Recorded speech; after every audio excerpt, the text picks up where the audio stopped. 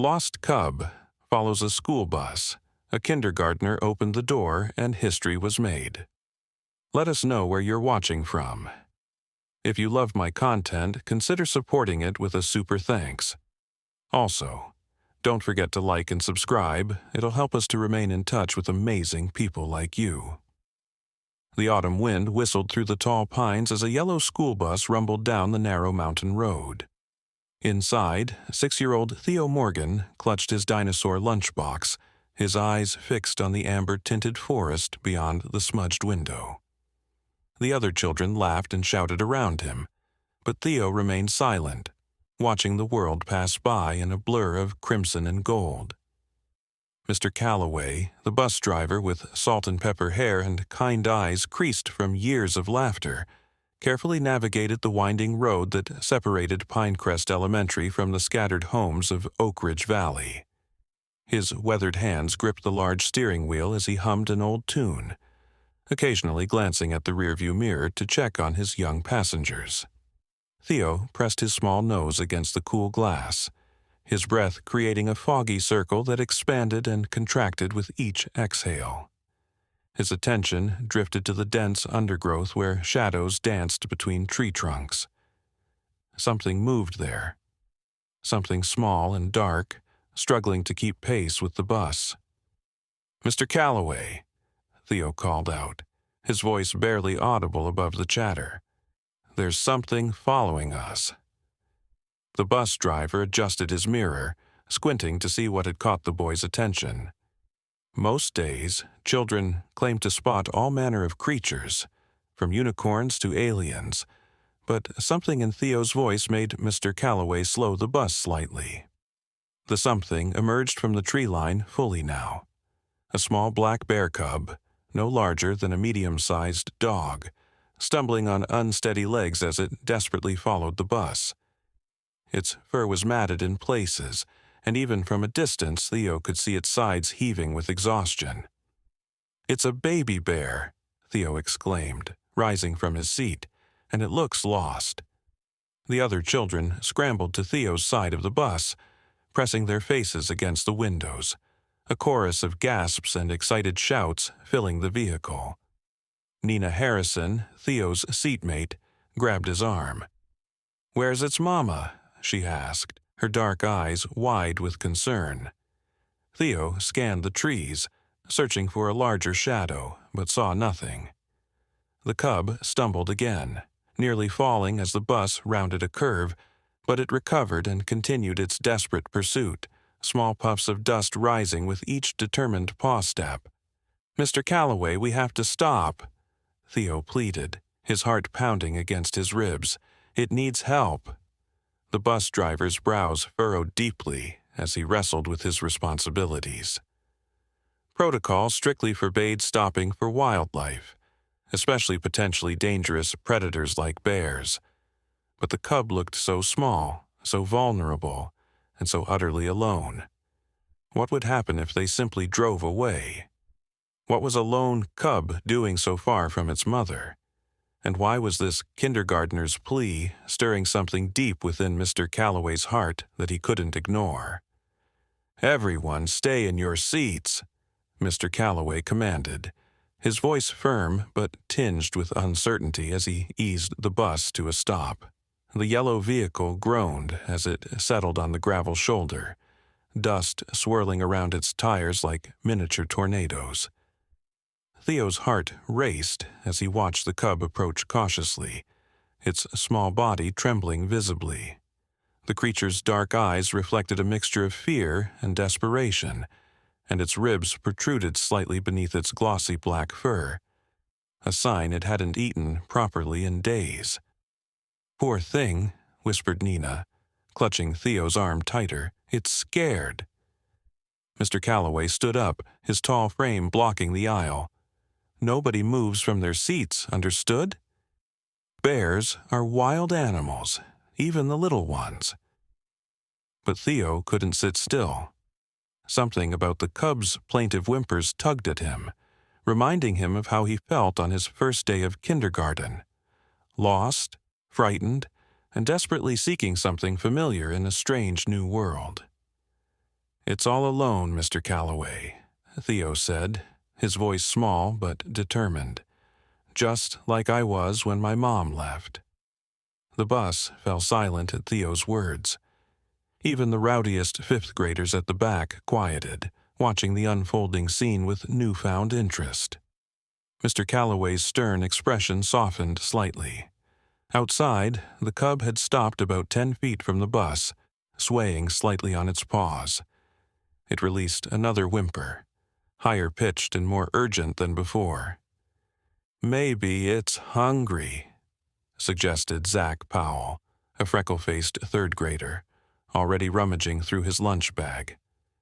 "I've got a sandwich." "Don't even think about it," Mr. Calloway warned. "Feeding wild animals is dangerous, for them and for us." Theo slipped out of his seat before anyone could stop him, moving toward the front of the bus with determined steps.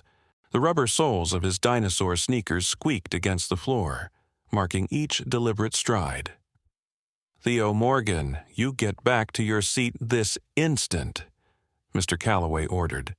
But the boy continued forward, clutching his dinosaur lunchbox against his chest like a shield. "It needs someone to help it," Theo insisted, his blue eyes locked with Mr. Calloway's. "Just like you helped me when I was crying on the first day of school." Mr. Calloway's resistance wavered as memories of comforting the sobbing kindergartner surfaced. Theo had been inconsolable that September morning, begging to go home to a father who had already left for his construction job. "Please, Mr. Calloway," Theo whispered. "Just open the door. I won't go outside." The other children held their collective breath as the bus driver's weathered hand hovered over the door control. School policy, safety protocols, and common sense all demanded he refuse, but the pure compassion in Theo's eyes made his fingers tremble. "This goes against everything in the rule book," Mr. Calloway muttered. But he pulled the lever anyway, and the door swung open with a hiss that seemed to echo through the silent bus. The cub flinched at the sudden sound, backing away several steps before freezing, its eyes fixed on the open doorway. Theo dropped to his knees on the top step, staying inside the bus as promised but making himself smaller, less threatening. "It's okay," he said softly, his voice barely above a whisper. "We won't hurt you." The cub tilted its head, one ear twitching as it assessed this strange human cub and the large yellow den from which it spoke. Its nose quivered, catching unfamiliar scents, peanut butter sandwiches, fruit snacks, and the unmistakable aroma of chocolate chip cookies. Nenah joined Theo at the front, kneeling beside him. "Look at its paw," she whispered, pointing carefully. The cub's right front paw was lifted slightly off the ground, and Theo could now see a thin trickle of blood matting the fur. The injury wasn't severe, but enough to slow down a creature so small and young. That's why it can't find its mama, Theo realized aloud. It's hurt and can't keep up. Mr. Calloway had pulled out his phone, ready to call animal control, when a deep, throaty rumble emerged from the forest. The sound vibrated through the air, causing the hairs on Theo's arms to stand on end. The cub spun around, suddenly alert, its ears perked toward the source of the sound. "Everybody back," Mr. Calloway ordered, reaching for the door control. "That's the mother." Panic erupted inside the bus. Children scrambled back to their seats, some diving beneath them for protection. Even the bravest fifth graders paled at the thought of facing an angry mother bear. But Theo didn't move from the steps. "We can't close the door," he said, his voice surprisingly steady. "The baby still needs help." "Theo, this isn't a stray kitten," Mr. Calloway insisted, his hand still on the control. "That mother bear could tear this bus apart if she thinks we're threatening her cub." The rumble came again, closer this time, and the underbrush at the forest's edge rustled ominously. The cub let out a responding whimper, torn between retreating to its mother and the strange kindness it sensed from the small human. In that moment of indecision, fate intervened. The cub took a tentative step forward, then another, until it stood at the base of the bus steps, looking up at Theo with eyes that seemed to hold all the world's uncertainty. What happened next would forever change the lives of everyone on that bus, especially a kindergartner who couldn't walk away from something lost and hurting, no matter how dangerous the situation became. The massive form of the mother bear emerged from the forest, her dark fur glistening in the afternoon sunlight. She stood nearly 6 feet tall on her hind legs, powerful muscles rippling beneath her coat as she surveyed the scene before her. Her eyes, intelligent and fierce, locked onto the yellow bus where her cub teetered at the edge of the steps. Mr. Calloway's hand froze on the door control, his knuckles white with tension. "Don't move," he whispered, his voice barely audible. Theo remained perfectly still, his small body rigid with fear, yet somehow resolute.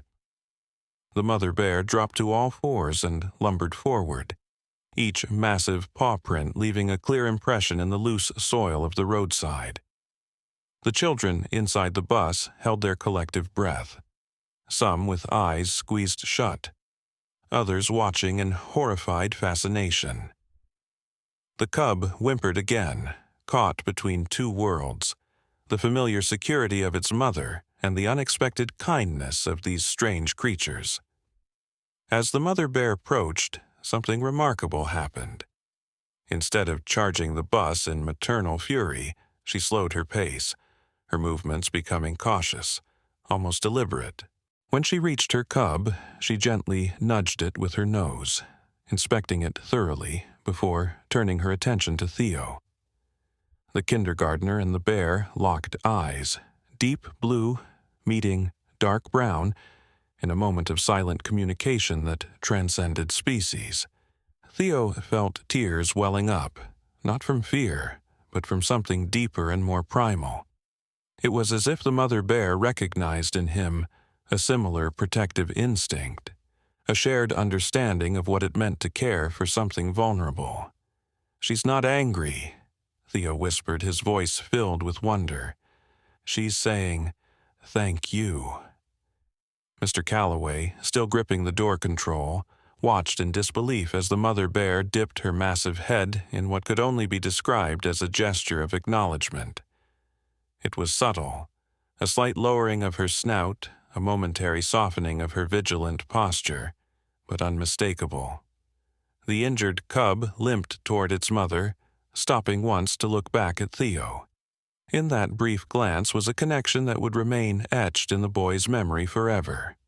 Wild meeting tame, fear giving way to trust, isolation transforming into understanding. As the bears turned to leave, Nenah slipped something from her lunch into Theo's hand, a small jar of honey her mother had packed as a special treat. Without thinking, Theo placed it gently on the bottom step of the bus, then backed away. The mother bear paused, her sensitive nose twitching at the familiar sweet scent. With surprising delicacy for such a powerful creature, she carefully picked up the jar between her teeth. One final look at the bus, at the wide-eyed faces pressed against the windows, at the small boy who had shown kindness to her offspring. Then she disappeared into the forest, her cub hobbling alongside her. The bus erupted in excited chatter, children talking over one another to describe what they'd witnessed, each account more dramatic than the last. But Theo remained silent, his gaze fixed on the spot where the bears had vanished, a smile tugging at the corners of his mouth. Mr. Calloway finally closed the door and returned to his seat, his hands slightly shaky as he gripped the steering wheel.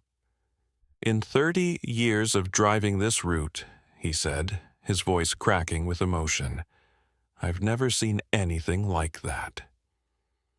As the bus pulled away, continuing its journey along the mountain road, Theo felt something shift inside him.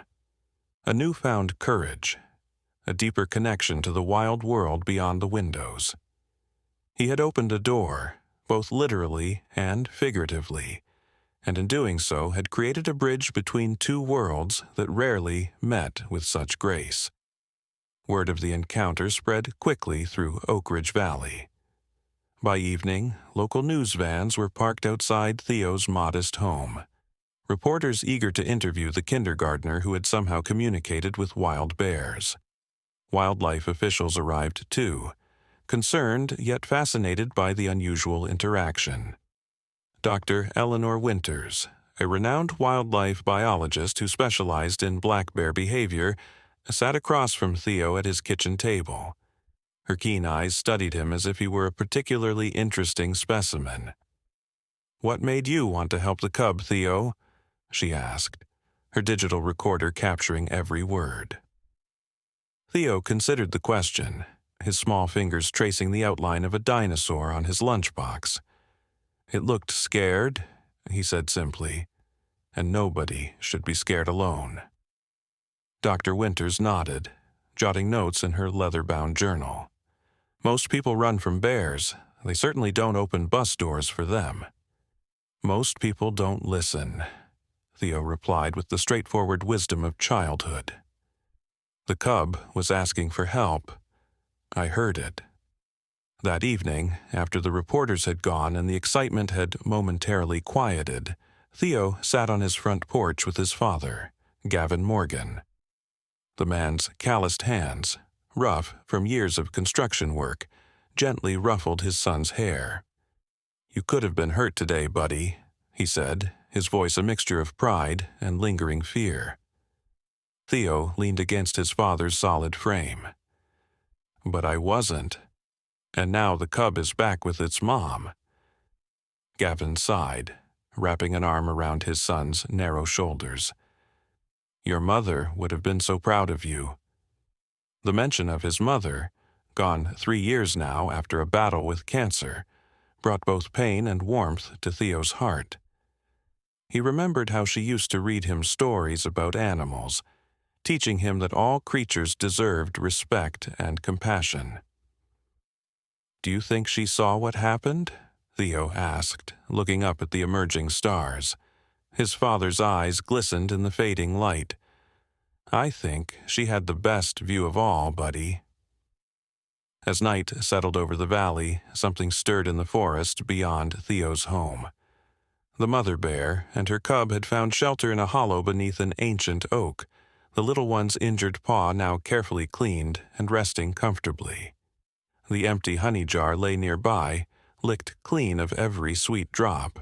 In the darkness, two species, so often at odds, rested easier because of a simple act of kindness from a child who knew what it meant to be separated from a parent. And somewhere in the spaces between the physical and the spiritual, a bridge had been built that would change how this small community viewed its wild neighbors forever. Morning broke over Oak Ridge Valley with the soft golden light of early autumn. Theo awoke to find his bedroom window crowded with faces, not human ones, but the curious snouts of deer pressed against the glass, their breath fogging the pane in rhythmic clouds. It was as if word had spread through the animal kingdom about the boy who had breached the ancient barrier between their worlds. At school, Theo found himself the center of attention. Children, who had never spoken to him before, crowded around his desk, peppering him with questions about the bears. Teachers, who normally hurried past with distracted nods, now paused to speak with him, their eyes reflecting newfound respect. Principal Lawton called an emergency assembly, where rangers from the National Forest Service explained bear safety to the captivated student body. When they asked for questions, dozens of hands shot up, but all eyes turned to Theo. "Is the cub going to be okay?" he asked, his voice carrying clearly through the gymnasium. Ranger Martinez smiled. "We've located the mother and cub. They're doing well, though we're keeping our distance. The little one's paw is healing nicely." A collective sigh of relief rippled through the assembled children. "And we've decided," the ranger continued, "to name the cub Theo, if that's all right with you."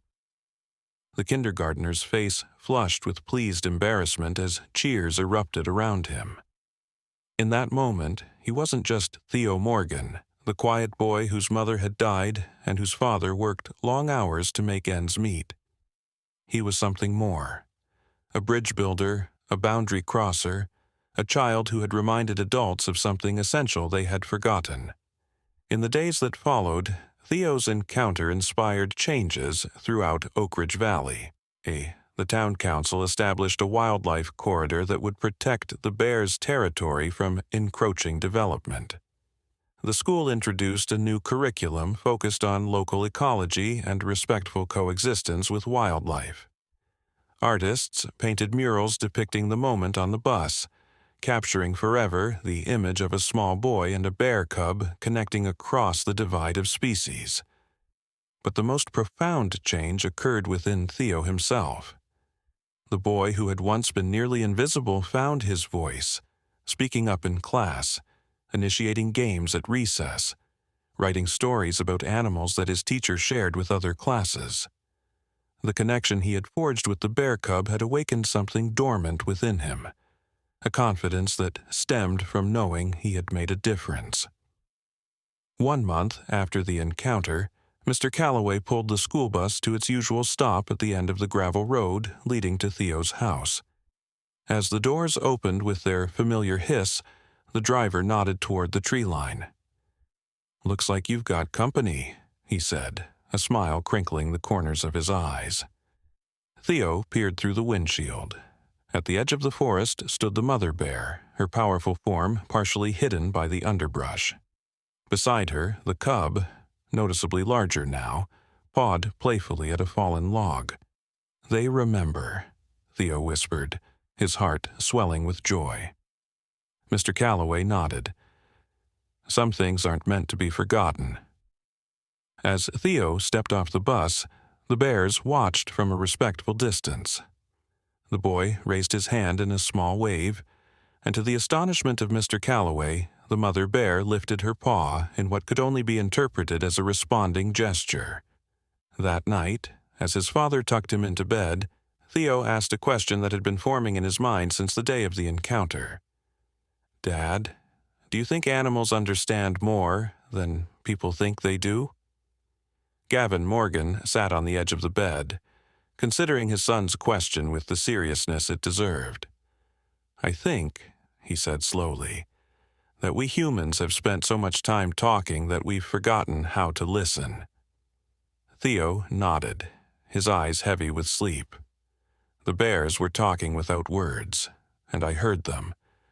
His father leaned down to kiss his forehead. "That's what makes you special, buddy. You listen with more than your ears." As Theo drifted toward sleep, he imagined a world where the boundaries between species dissolved, where understanding flowed freely between all living things. In that space between wakefulness and dreams, he felt connected to everything: the bears in the forest, the deer at his window, the mother he had lost, and the father who remained. The story of the kindergartner who opened a bus door for a lost cub spread far beyond Oak Ridge Valley. News outlets across the country picked it up. Environmentalists cited it as evidence of innate cross-species empathy, and children's book authors began crafting fictional versions of the encounter. But for Theo Morgan, the true significance lay not in the fame or attention, but in the moment when fear gave way to understanding, when a small boy and a wild creature recognized in each other a shared need for connection and care. In opening that door, he had created an opening in the invisible wall that separated humans from the natural world, allowing compassion to flow freely between worlds too often kept apart. And in the forest that bordered Oak Ridge Valley, a mother bear taught her cub not to fear the yellow bus that passed by each day, but to acknowledge it with a respectful distance, a lesson as important for her offspring's survival as hunting for berries or catching fish. For in that strange den on wheels was a small human who had shown kindness when it was needed most, proving that sometimes the most powerful bridges are built by the smallest hands. 3 weeks after the encounter, Ranger Martinez pulled up to Theo's house in her Forest Service truck. Her usual crisp uniform was dusty, and dark circles shadowed her eyes. She had come directly from an overnight tracking expedition. "I need your help, Theo," she said without preamble when Gavin opened the door. "Something's wrong with the bears." Theo, who had been drawing pictures of his encounter at the kitchen table, appeared behind his father, crayon still clutched in his small fist. What happened to them? The ranger's expression was grave as she knelt to Theo's level. "The mother bear hasn't been seen for 2 days. We found some blood near their den, and the cub—" She hesitated, choosing her words carefully. "The cub is alone again, hiding in a hollow tree and won't come out for anyone." Theo's eyes widened with concern. "Is she hurt, the mama bear?" "We don't know," Ranger Martinez admitted, "but we think she might have been injured by poachers. There have been reports of illegal hunting in the northern section of the forest." Gavin placed a protective hand on his son's shoulder. "I understand your concern, Ranger. But what does this have to do with my son?" Ranger Martinez stood, meeting Gavin's gaze. "The wildlife response team has tried everything to coax the cub out. It's refusing food, water, everything. If it stays in there much longer without nourishment, it won't survive." She turned back to Theo. "But I have a theory. That cub remembers you, Theo. You formed a connection with it. If anyone can help, it might be you." Gavin shook his head firmly. "Absolutely not. I'm not putting my son in danger." "Dad," Theo tugged at his father's hand, "please, the cub needs me." The conflict on Gavin's face was clear, fear for his son's safety warring with the compassion he'd taught Theo to value. Finally, he sighed. What exactly would this involve? 30 minutes later, they were bumping along a narrow forest trail in Ranger Martinez's truck. Theo sat between his father and the ranger, his small body vibrating with nervous energy. In his lap was his dinosaur lunchbox, now filled with a handful of berries the ranger had deemed safe, and a small jar of honey, similar to the one Nenah had given him before. "Remember," Ranger Martinez cautioned as they approached the site, "stay behind the barricade at all times. We'll have tranquilizer guns ready just in case, but I don't think we'll need them." The Forest Service had established a small perimeter around the hollow tree, where the cub had taken refuge.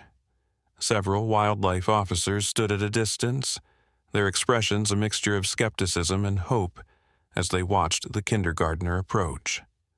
Dr. Winters was there too, her notebook already open, pen poised to record whatever might happen. "Are you sure about this?" Gavin whispered to Ranger Martinez. "He's just a child." The ranger's eyes never left Theo as he walked carefully toward the barricade. "Sometimes that's exactly what we need, someone who hasn't yet learned to distrust."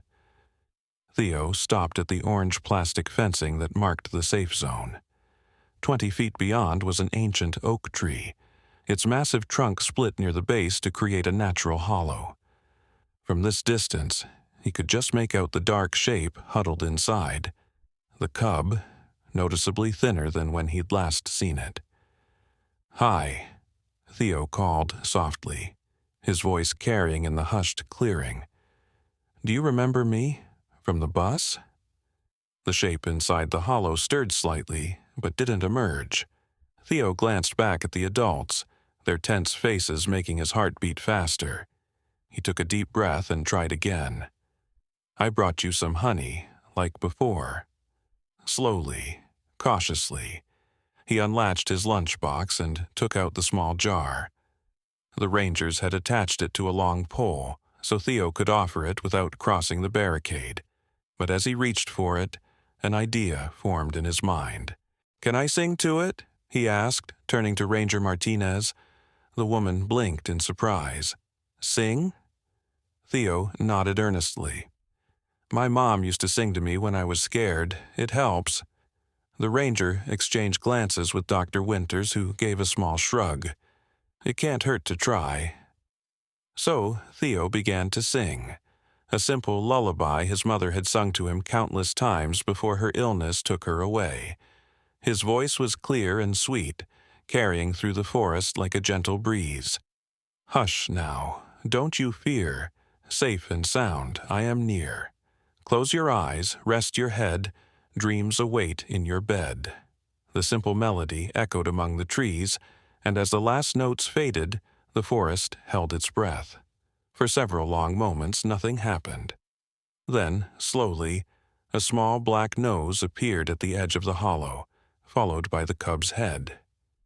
The bear that Theo had helped on the bus now looked even more pitiful, its fur matted and dull, its eyes sunken from dehydration. But it recognized him. Even from 20 feet away, Theo could see the change in its posture as it caught his scent. "That's it," he encouraged softly. "You can come out. We'll help you find your mom." The cub took one hesitant step, then another, emerging fully from the hollow tree for the first time in 2 days.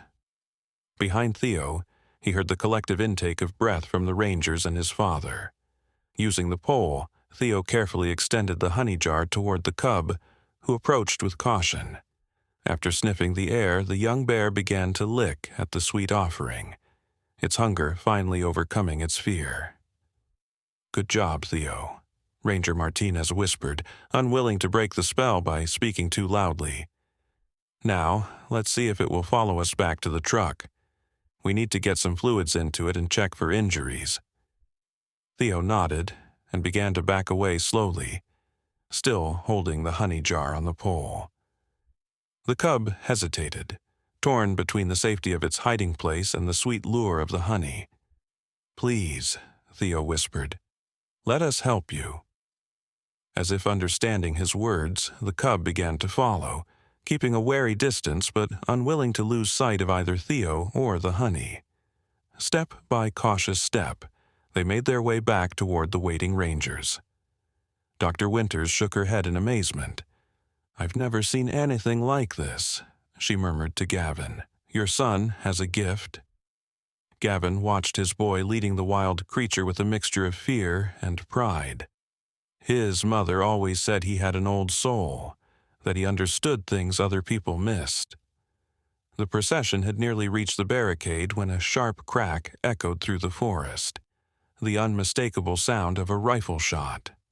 The cub bolted in terror, disappearing into the underbrush before anyone could react. "Get down!" Ranger Martinez shouted, drawing her sidearm as her colleagues did the same.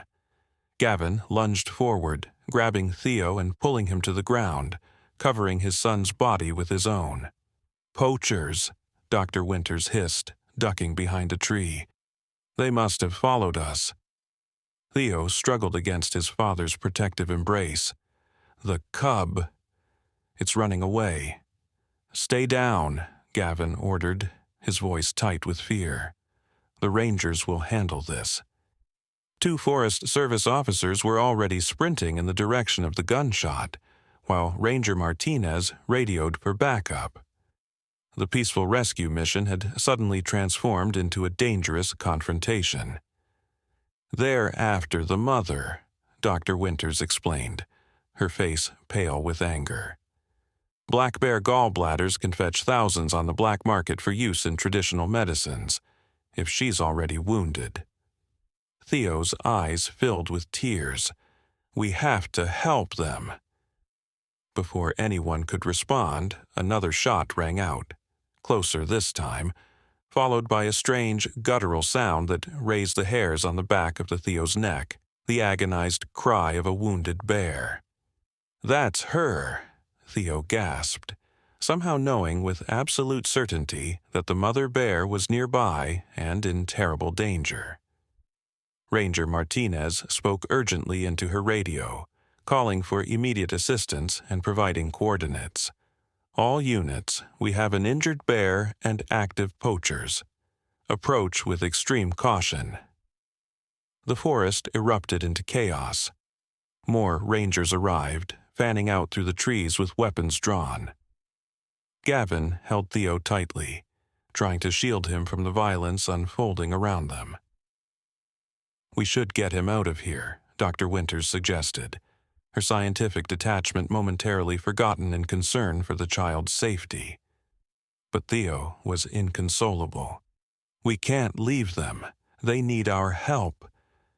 As they argued, a massive shape burst through the underbrush mere yards away, the mother bear, her dark fur matted with blood from a wound in her shoulder. She staggered, clearly weakened, her eyes wild with pain and fear.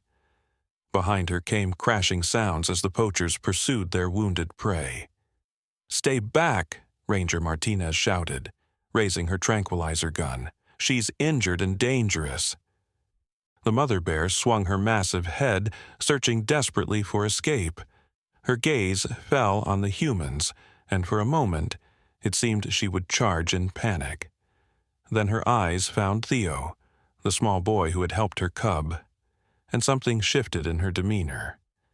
With a low grunt that seemed almost like recognition, she turned away from the humans and continued her desperate flight deeper into the forest.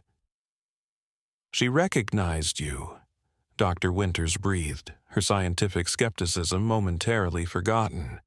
"She could have charged, but she recognized you." Before anyone could stop him, Theo broke free from his father's grasp and ran to Ranger Martinez. "The poachers are coming. They're going to kill her." The ranger's face was grim as she assessed the situation. "We'll stop them, Theo. But I need you to go with your father now. It's too dangerous." Her words were cut short as two men crashed through the underbrush, rifles raised. They skidded to a halt at the sight of the rangers, their faces twisted with surprise and anger. "Forest Service, drop your weapons," Ranger Martinez shouted, her tranquilizer gun now replaced with her service pistol. For one terrible moment it seemed the poachers might actually shoot. Their eyes darted from the rangers to the direction the bear had fled, calculating their chances. Then, with a curse, the taller man threw down his rifle. "This doesn't concern you," he snarled. "That bear destroyed our trapping equipment. We're just collecting compensation." "By illegally hunting in a protected forest?" Ranger Martinez's voice was steel. "On your knees, hands behind your heads, both of you." As the other rangers moved in to handcuff the poachers, a high-pitched wail echoed through the trees, the cub calling for its wounded mother. The sound pierced Theo's heart like a physical pain. "They're going to die, aren't they?" he asked, his voice small and broken. "The bears." Dr. Winters knelt beside him, her usual clinical demeanor softened by genuine emotion. "Not if we can help it, Theo. The mother is injured, but bears are incredibly resilient. And now that we've caught the poachers, we can focus on helping both bears." "How?" Theo demanded, wiping away tears with the back of his hand. "The cub ran away, and the mother is hurt somewhere in the forest." The wildlife biologist smiled, a determined gleam in her eyes. "We have tracking collars, medicine, and a team of people who care, but most importantly," she touched his shoulder gently, "we have you." As dusk fell over the forest, a unique search party assembled. Ranger Martinez led the way with a tracking device, followed by Dr.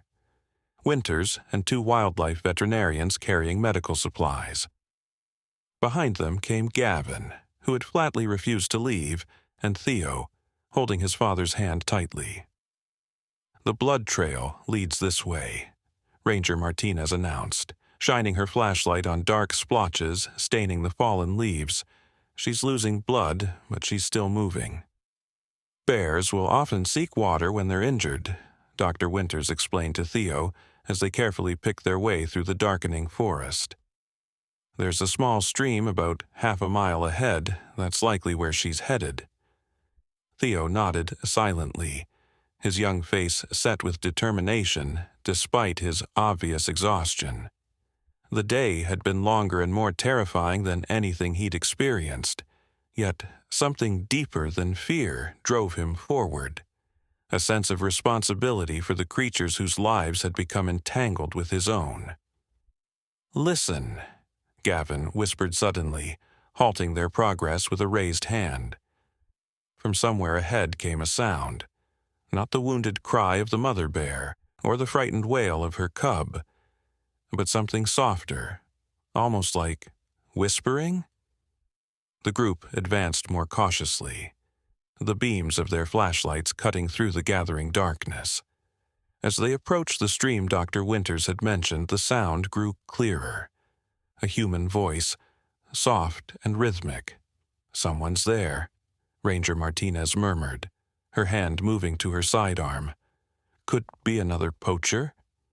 They crept forward until the trees opened onto a small clearing beside the stream. What they saw there caused the entire party to freeze in astonishment. Sitting on a fallen log by the water's edge was Nenah Harrison, Theo's seatmate from the bus. Her dark hair gleamed in the fading light as she read aloud from a book propped on her knees. And listening to her, incredibly, were both bears. The wounded mother lay on her side, her breathing labored but steady, while the cub huddled against her, no longer hiding but watching Nenah with cautious curiosity. "Nenah?" Theo called out softly, unable to believe his eyes. The girl looked up, startled but not afraid. "Theo, I knew you'd come." She carefully closed her book, a collection of children's stories about animals, and stood. "I found them here when I was looking for river stones for my science project. The big one is hurt, but she let me stay. I think she was waiting for you." The wildlife veterinarians exchanged glances of disbelief. Ranger Martinez lowered her weapon slowly, her professional training warring with the impossible scene before her. "How did you get them to trust you?" Dr. Winters asked, her scientific curiosity overcoming her shock. Nenah shrugged, as if the answer were obvious. "I just talked to them, like Theo did, and I gave them my lunch." She pointed to the remains of a peanut butter sandwich and apple slices scattered nearby. The rangers signaled for the veterinarians to prepare their equipment. "Whatever you did, it worked. Now, we need to help that mother before she loses more blood." "Will they let us?" Gavin asked, eyeing the wounded bear warily. Despite her injuries, she was still a powerful predator capable of terrible damage if she felt threatened. Dr. Winters studied the scene thoughtfully. Under normal circumstances, absolutely not. A wounded bear with her cub would be one of the most dangerous animals in these woods. But this... She gestured to the peaceful tableau before them. "This is something else entirely." "They'll let us," Theo said with quiet confidence, stepping forward. "Because they know we want to help." Moving slowly, with his father's reluctant permission, Theo approached the injured bear. The massive creature raised her head slightly, dark eyes assessing him with intelligence that seemed to transcend the barrier between species. The cub pressed closer to its mother, watching Theo with what could only be described as recognition. "Hi," Theo said softly, stopping a few feet away. "We brought doctors to help your shoulder. Will you let them?" The mother bear exhaled heavily, her breath visible in the cooling evening air. Then, in a gesture that would be discussed in scientific journals for years to come, she lowered her head back to the ground and closed her eyes, not in defeat, but in what appeared to be acceptance. "I'll be darned," one of the veterinarians whispered. "It's like she understands." Dr. Winters was already scribbling notes frantically. "This challenges everything we know about ursine behavior. The trust level being displayed indicates some form of cross-species recognition that shouldn't be possible. Or, maybe," Nenah suggested, moving to stand beside Theo. "They just know which humans are kind." The next hours passed in a blur of careful activity. The veterinarians administered a mild sedative, just enough to keep the mother bear calm while they extracted the bullet and cleaned her wound. The cub remained nearby, occasionally vocalizing but never fleeing, seemingly reassured by the presence of the two children. Theo and Nenah sat together on the fallen log, watching the procedure with wide, serious eyes. Their small shoulders touched, a silent sharing of the extraordinary burden and privilege they had been given, to serve as bridges between the human and animal worlds. "I told my mom about the bears," Nenah confided as they waited. "She didn't believe me until today. Now she's going to be so worried." "How did you even get out here?" Theo asked, suddenly realizing how far they were from the nearest road. Nenah pointed to a mountain bike lying half-hidden in the underbrush. "I followed the ranger trucks. My dad taught me how to track when we went camping last summer." She hesitated, then added, "I couldn't just let them be hurt. Not after what happened on the bus." Theo nodded, understanding completely. The connection formed that day had changed something fundamental in both children, awakened an awareness of their responsibility to the natural world and to each other. As midnight approached, the mother bear was resting comfortably, her wound cleaned, treated with antibiotics, and bandaged. The veterinarians had also taken the opportunity to check the cub, confirming that its injured paw was healing well and administering preventative medications. "She'll need time to recover," the lead veterinarian explained to Ranger Martinez. "But the bullet didn't hit anything vital. Bears are incredibly resilient. With proper monitoring, she should make a full recovery." "And the cub?" Gavin asked, his arm around Theo's shoulders. "Healthy, if a bit undernourished. They'll need supplemental feeding until the mother can hunt effectively again." Ranger Martinez nodded, making notes on her tablet. "We'll establish a feeding station and monitoring cameras. And we'll need to implement heightened anti-poaching patrols in this sector." Dr. Winters had been unusually quiet, her scientific observations momentarily set aside as she watched the children with the bears. Now she cleared her throat. "There's something else we need to consider." All eyes turned to her. "These bears can never be fully wild again," she said quietly. "The level of habituation they've developed with humans, specifically with these children, changes everything. In normal circumstances, we'd relocate them deep into protected wilderness to minimize human contact. But I'm not sure that's the right approach here." "What are you suggesting?" Ranger Martinez asked, her brow furrowed. Dr. Winters gestured to where Theo and Nenah sat near the resting bears. The cub now curled up beside them, seemingly content despite the presence of so many humans. "I'm suggesting we might need to rethink our entire approach to wildlife management, at least in this specific case. These bears have formed a connection that defies our current understanding. To ignore that would be not only unscientific but potentially cruel." The conversation continued among the adults, a serious discussion of protocols, precedents, and scientific implications. But for Theo and Nenah, the complexities of wildlife management policies were far less important than the simple, profound reality before them. Two species, traditionally separated by fear and misunderstanding, finding a way to trust and help one another. As the first hint of dawn lightened the eastern sky, Ranger Martinez made a decision that would eventually transform wildlife conservation practices throughout the region. "We'll establish a protected zone around this area," she announced. "The bears will remain here, where we can monitor their recovery and study this unique relationship. And," she looked directly at Theo and Nenah, "you two will be part of our team, special junior rangers with a very specific assignment." The children's eyes widened with surprise and delight. "You mean we can visit them?" Theo asked, hope brightening his tired face. Ranger Martinez nodded solemnly. Under supervision, yes. Your connection with these bears is something we need to understand better. And frankly, I think they need you too. As the rescue party prepared to leave, making the wounded bear as comfortable as possible until proper equipment could be brought in, Theo knelt beside the massive creature one last time. Her eyes opened slightly, regarding him with what he could only interpret as gratitude. "I'll come back," he promised softly. "We'll help you get better."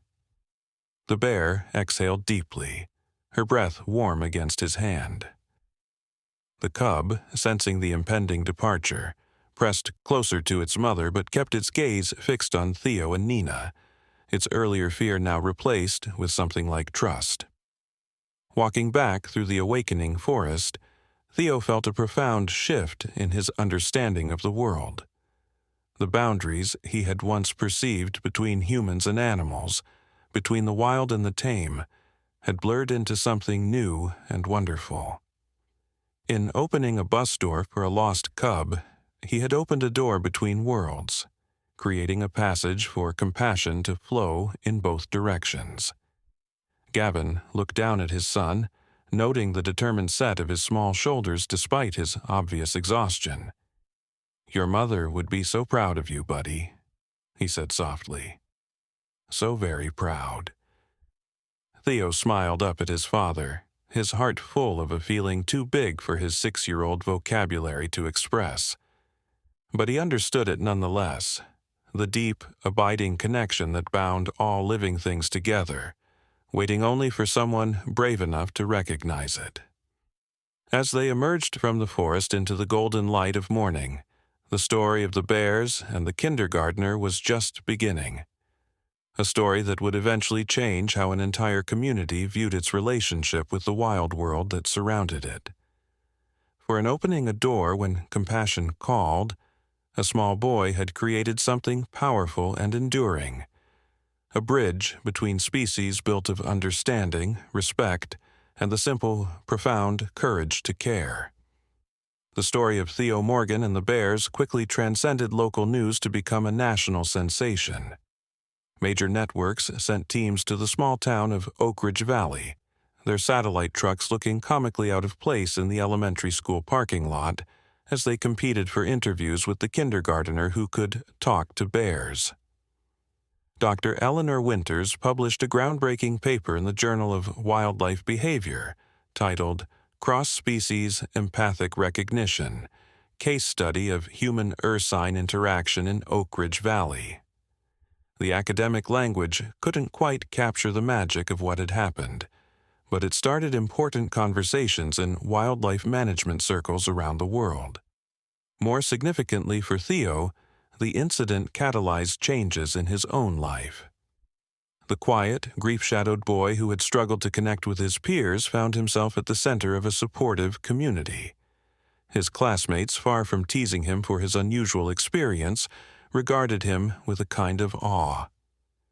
Teachers who had previously seen only his silence now recognized the deep well of compassion and wisdom that lay beneath. 3 months after the rescue of the wounded mother bear, the elementary school organized a special assembly. Principal Lawton stood at the podium, beaming as she addressed the student body.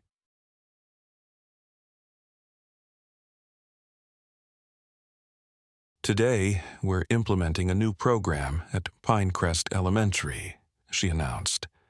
"The Wilderness Stewards Initiative will allow our students to learn about local wildlife and participate in conservation efforts throughout the year."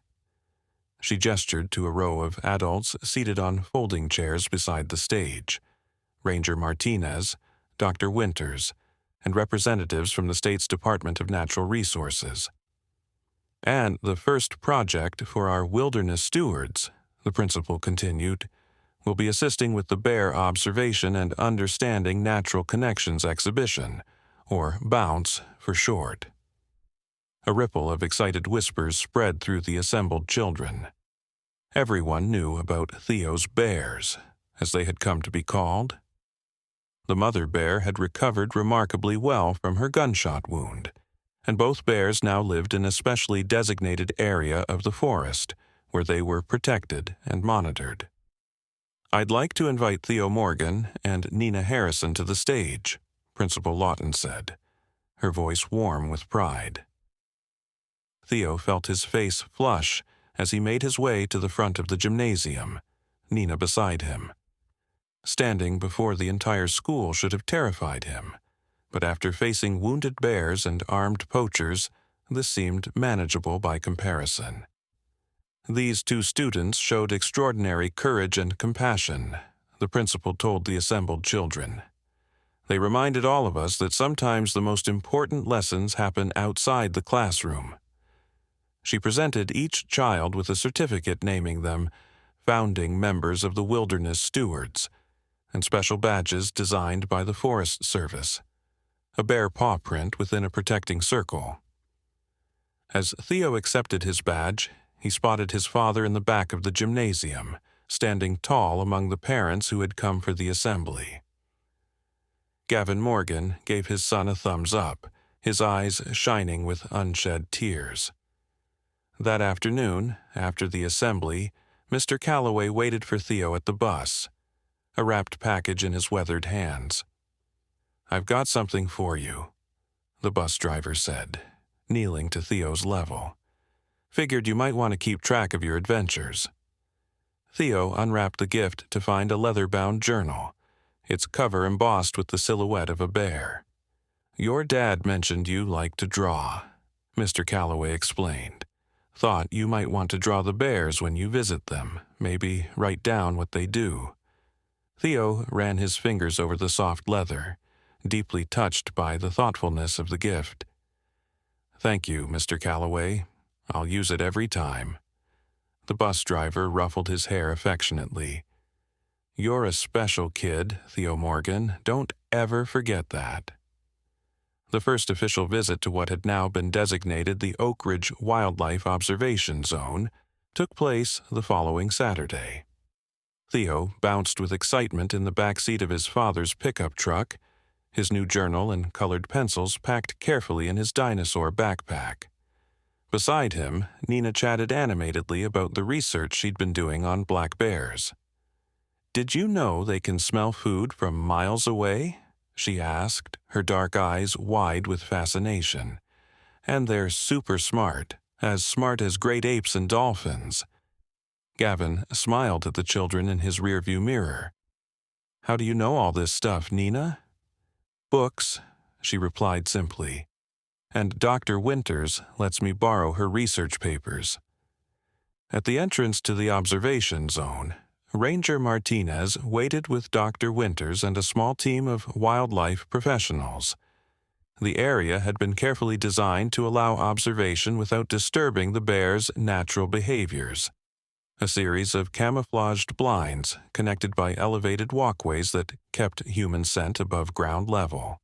"Remember the rules," Ranger Martinez cautioned as she led them to the main observation blind. "Quiet voices, no sudden movements, and absolutely no food outside the designated feeding station." Theo nodded solemnly, clutching his journal. He had been counting the days until this visit, filling pages with drawings of the bears from memory and questions he wanted to ask the rangers. The observation blind was a simple structure with narrow windows positioned at both adult and child height. Through the reinforced glass, they could see a peaceful clearing surrounding a small stream, the same location where they had treated the mother bear's wound. "We've been leaving food at the station every morning," Dr. Winters explained, pointing to a simple platform mounted on a tree trunk across the clearing. "They usually come around noon to check it." As if on cue, the underbrush at the edge of the clearing stirred. The mother bear emerged cautiously, her powerful form moving with the fluid grace of a creature perfectly adapted to its environment. The bullet wound had healed remarkably well, leaving only a slight irregularity in her gait. Behind her, the cub bounded playfully, noticeably larger and healthier than when they had last seen it. "Oh," Nenah breathed, pressing her hands against the glass. "They look so good." Theo didn't speak. He was too busy watching the bears, his heart swelling with a complicated mixture of emotions: joy at seeing them thriving, pride in having helped save them, and a strange aching sensation he couldn't quite name. The mother bear approached the feeding station, rising onto her hind legs to inspect the offerings, a mixture of fruits, nuts, and specially formulated supplements designed to complement their natural diet. As she gathered the food, the cub explored the clearing, its curiosity evident in every movement. Then, something remarkable happened. The cub suddenly stopped its explorations and turned toward the observation blind, its nose raised to test the air. Despite the precautions taken to minimize human scent, the young bear seemed to sense their presence. It stared directly at the blind, its head tilted in what looked uncannily like recognition. "It knows we're here," Theo whispered, not taking his eyes from the cub. "It knows it's us." Dr. Winters made a note in her ever-present journal. Remarkable scent recognition capabilities. Possible memory association with specific human identifiers. But the scientific explanation couldn't capture what happened next. The cub approached the blind, stopping just a few yards away. There, it sat back on its haunches and raised one paw in a gesture that mirrored exactly how Theo had waved goodbye during their last encounter. The humans in the blind fell silent, even Dr. Winters momentarily forgetting her scientific objectivity in the face of such an unprecedented display. "It's waving at us," Nenah gasped, returning the gesture automatically. Theo waved too, his throat tight with emotion. "Hello," he said softly, knowing the bear couldn't hear him through the glass but needing to speak nonetheless. "We came back, just like I promised."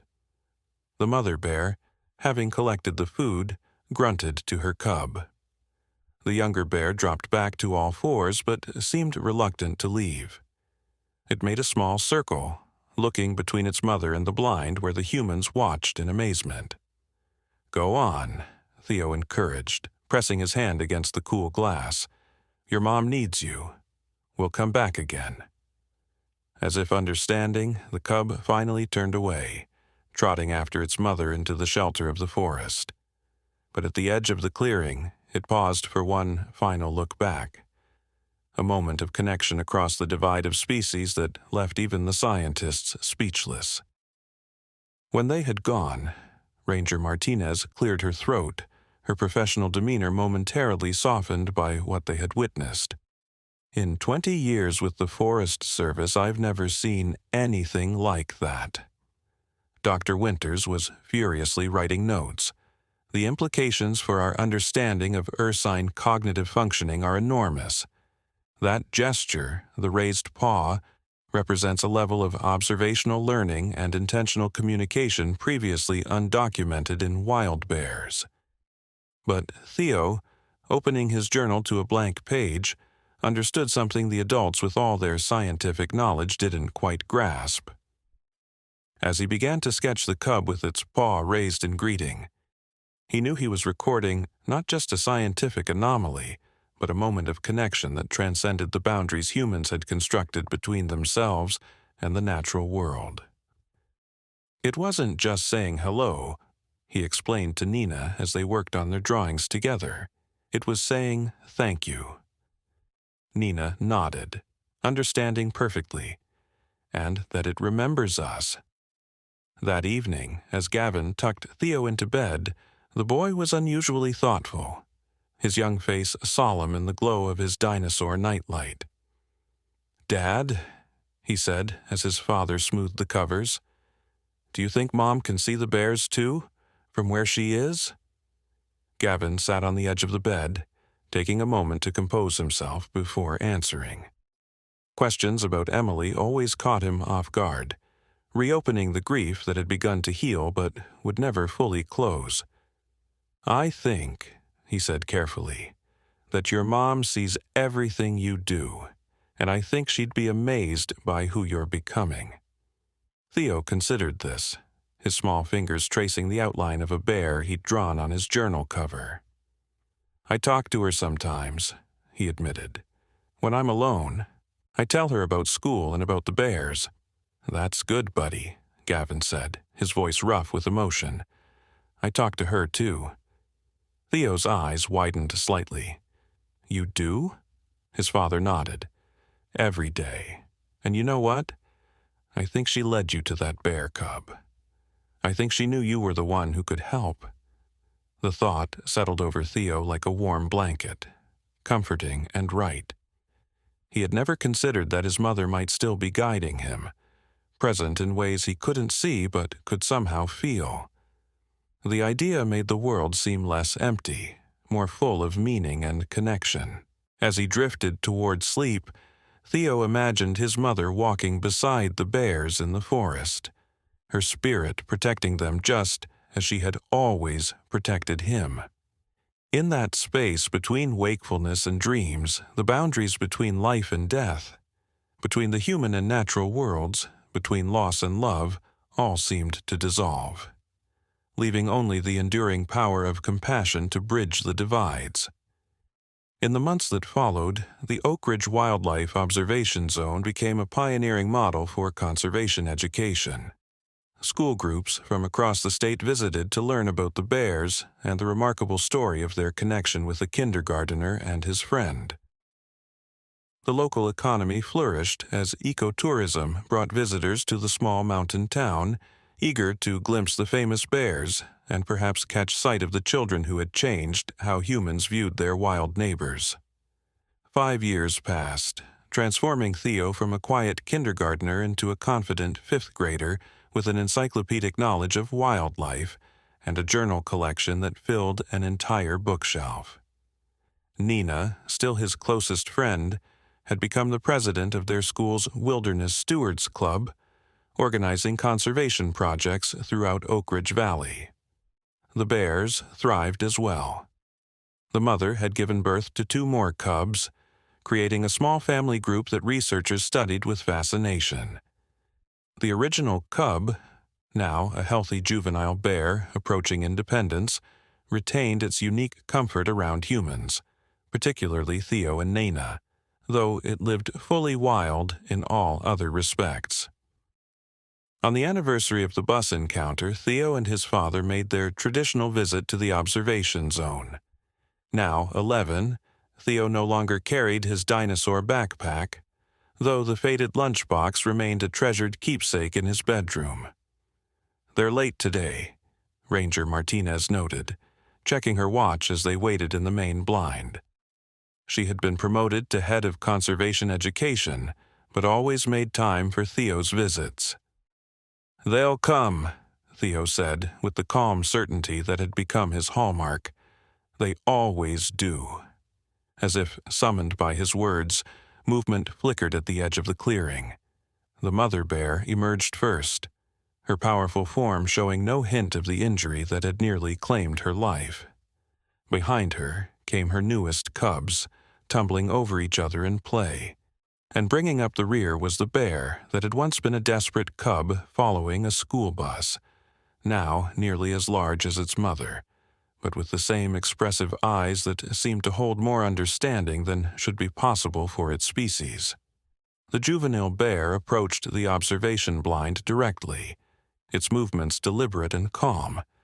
It stopped a few yards away, rose onto its hind legs, and placed one paw against the glass, directly opposite where Theo's hand rested.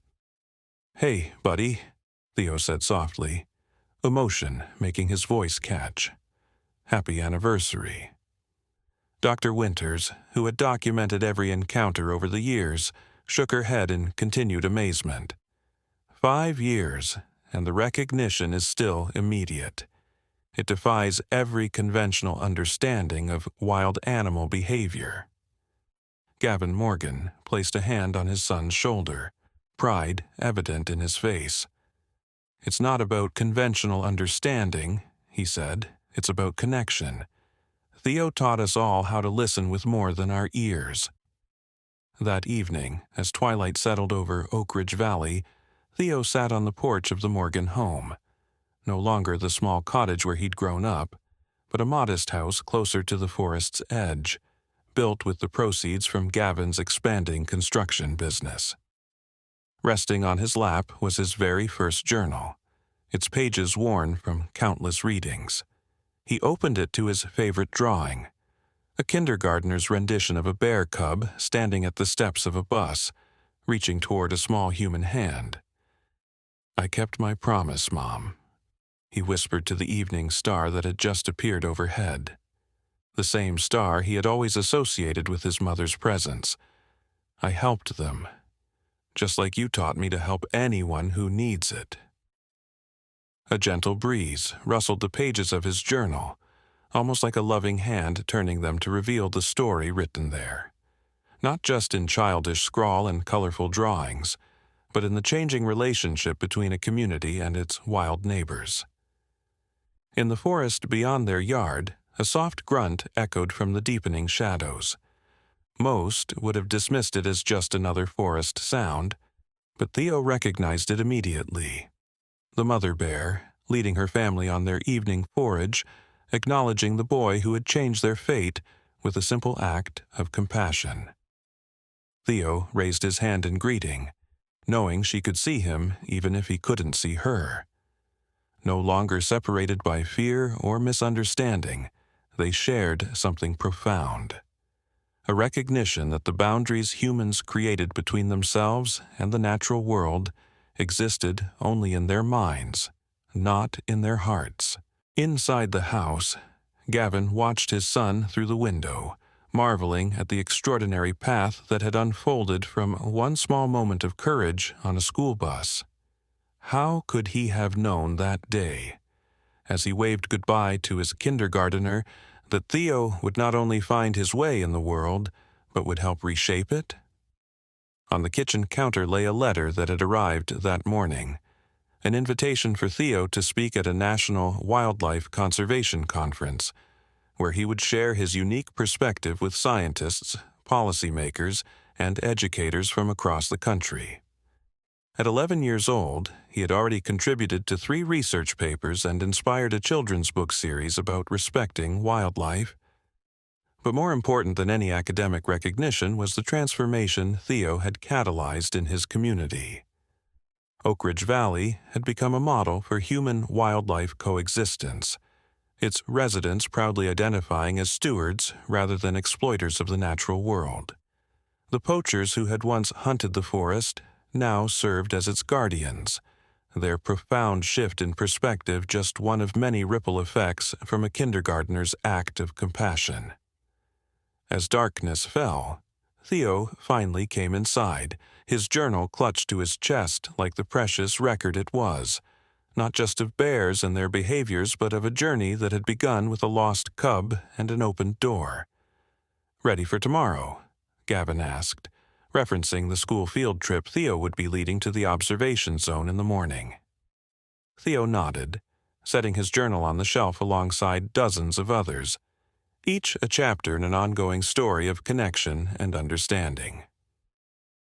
"You know what Mr. Calloway said to me today?" he asked, referring to the bus driver who still drove the route to Pinecrest Elementary. "He said that ever since that day with the bears, he keeps the emergency kit on his bus stocked with honey. Just in case," Gavin laughed, the warm sound filling their home. Some lessons change more than just the student. In the silent forest that embraced Oak Ridge Valley, the bear family settled into their den for the night, unaware of the profound impact they had made on the human world. But perhaps, on some level, the mother bear did understand. For each morning when the school bus rumbled past the forest edge, she would pause in her foraging, watching with what observers swore was recognition as the yellow vehicle carried a new generation of children, all of them now taught to look for the wonders that existed just beyond their windows and to open doors when compassion called. And in classrooms across the country, Teachers shared the story of the lost cub and the kindergartner who opened a door, inspiring countless children to recognize their own power to build bridges between worlds. For in that simple, brave action, reaching across the divide of species with nothing but kindness, Theo Morgan had shown that sometimes the smallest hands can create the most enduring connections, and that the boundaries separating us from the natural world are often only as solid as we believe them to be. History had indeed been made that autumn day when a school bus stopped for a bear cub. Not the kind of history that appears in textbooks about wars and kingdoms, but perhaps a more essential kind. The history of how we learn to live with reverence for all that shares our world, and how a single act of compassion can transform not just a moment, but a future.